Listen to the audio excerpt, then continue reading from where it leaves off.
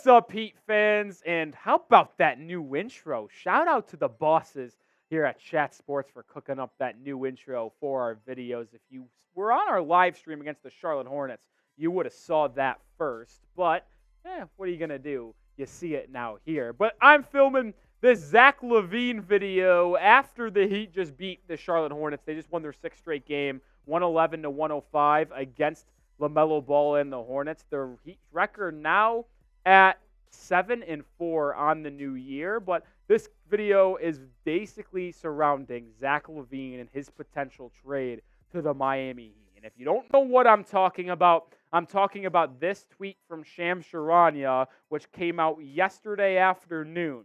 Developing. NBA teams are probing the availability of Bulls two-time All-Star Zach LaVine, and there is increased openness from both sides about exploring a trade, sources say. And this is some intriguing stuff here. As Zach LaVine, a two-time All-Star, he's performed very well over the past 4 seasons for the Chicago Bulls, but he could be on the move as the Bulls off to a really rough start in this new NBA season, and they could blow up that team. You saw on Monday's video, we talked about potentially trading for Alex Caruso, and I thought that'd be a really good idea for the Heat to add a guard like Caruso who can defend, and he would create one of the best lineups on a defensive side of the ball that you could ever see if you would have had Caruso, Haywood Highsmith, Jaquez, Jimmy, and Bam. But that's neither here nor there. This is all about Zach LaVine because the man has averaged 24 points per game in every season, if not more than that, over the last 4 years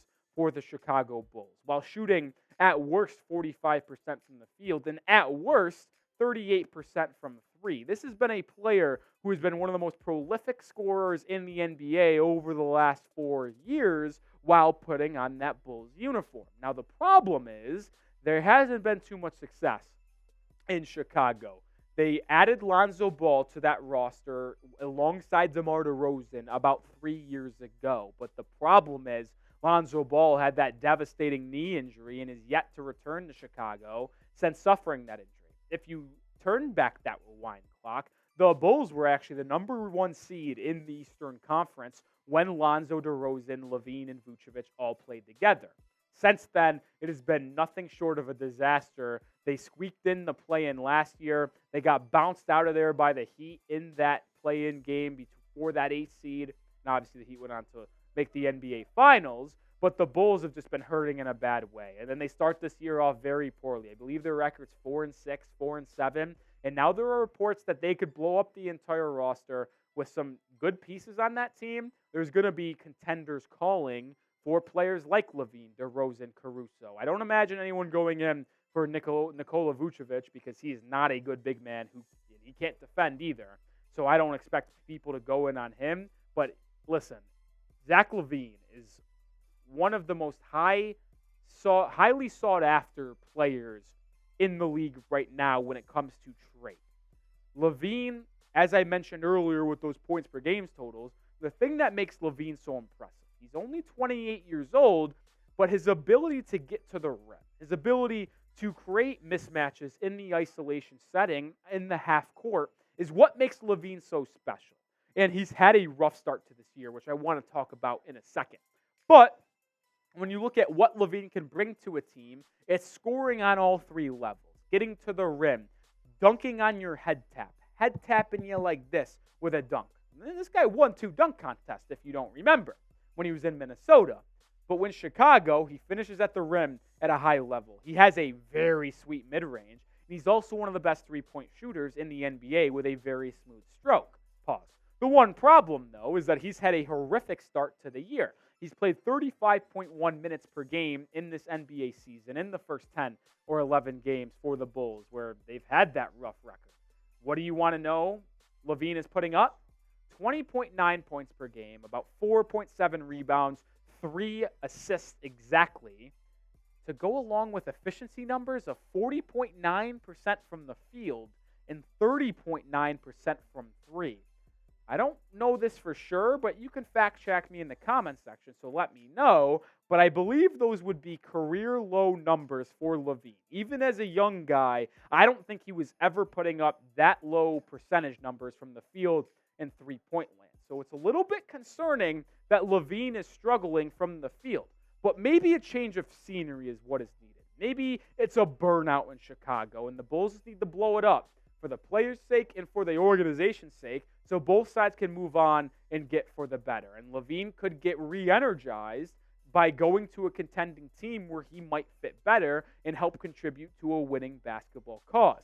Could that team be the Miami Heat? Well, Shams Charania went on to show the rally and mentioned 3 teams that are expected to show interest in the 2-time All-Star. Those 3 teams, well, you guessed it, the Miami Heat, Philadelphia 76ers, and Los Angeles Lakers. So the Heat are expected to show interest in Zach LaVine, which is going to be very intriguing to see how this plays out. Could they go in and trade for the 2-time All-Star from Chicago? I want to dive more into the fit with Miami in a second and talk about what the Heat would have to give up. But first, want to shout out our sponsor on today's show, and that is Prize Picks, the best daily fantasy sports app and platform on the market. And if you go to prizepicks.com/CLNS and use code CLNS, you get a first deposit match up to $100. Don't listen to me.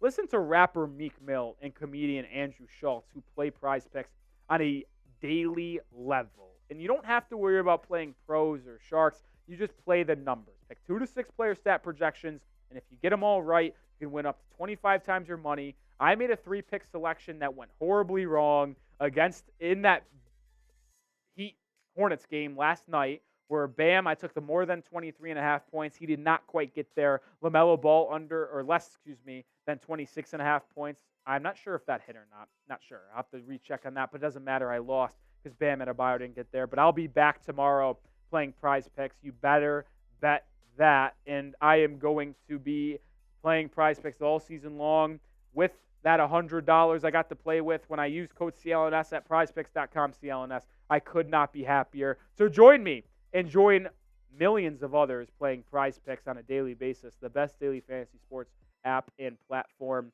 on the market. All right, back to Zach LaVine and the Heat, because the biggest question to me surrounding LaVine is really 2 questions. If the Heat are interested, which it's reported they are from Shams Charania, and at least they're going to explore that idea, 1, what would they have to give up? And 2, how would he fit with this Heat team? Well, in a vacuum, if LaVine is your 3rd option, Bam Adebayo and Jimmy Butler are your 1-2, and LaVine's your 3, that is going to cause headaches for opposing defenses when you have the slashing of Bam attacking the rim, getting to the rim with an elite force.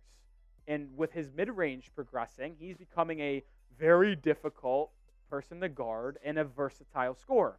You've got Jimmy doing his classic Butler, and he played phenomenal against the Hornets last night and helped lead the Heat to a victory with a 30-point performance. Butler has been phenomenal in the past couple of games. But then you make LaVine your 3rd scorer. Well, that's going to cause a lot of mismatches for opposing defenses. Imagine a Zach LaVine pick and roll with Bam Adebayo. How would you defend that? LaVine can either get hedged and drop it off to Adebayo, where Bam does what he does best, or you go on an island, LaVine gets matched up with a big man, goes straight to the rack, slams it home, or hits a step-back 3 with that smooth stroke from beyond the arc. So the offensive fit is fine. But there's one person I didn't mention in that discussion about how the offense would flow. That's Tyler Herro. Because the main question that I have is, if you're trading for Zach LaVine, are you trading Tyler Herro for LaVine? It's a serious question, because Herro's 23, had concerns defensively, had concerns offensively when the playoffs come around, but he's still 23 and he's averaging 25 a game this season. Are you willing to get rid of that for LaVine? 28 on a massive contract? If you are, then you trade Tyler Herro for Zach LaVine. But by my humble opinion, I don't think Pat Riley would want to trade Tyler Herro for Zach LaVine.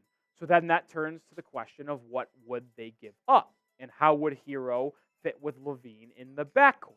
Well, the biggest problem with LaVine right now is his contract. He has 4 years left, including a player option in that 4th year.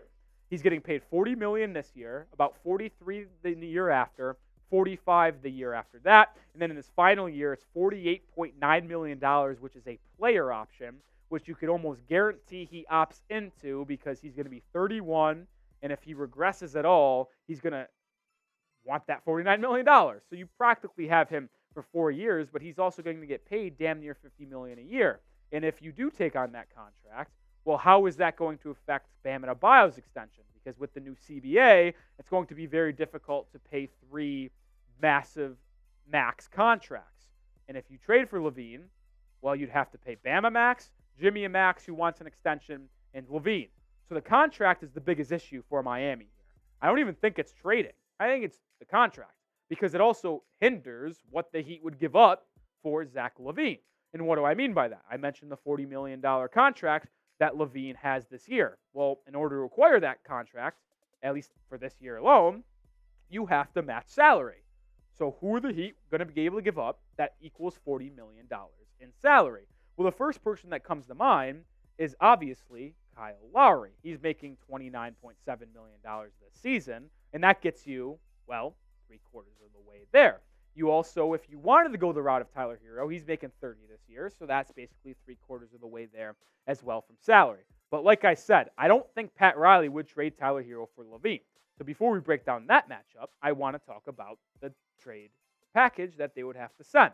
So what I'm looking at here, because I think Duncan Robinson has almost played himself into a spot where he can't be traded with how good he has been. So here's my projected contract, or projected trade, excuse me. Kyle Lowry with that $29 million. So you need to get $12 more million. Unfortunately, you're probably going to have to throw in Caleb Martin, who's making about $7 million, because of how well Jaime Jaquez Jr. has played. You now have the ability to afford to get rid of Caleb Martin. You do, because Jaquez has played so well and has been playing in closing fourth quarters.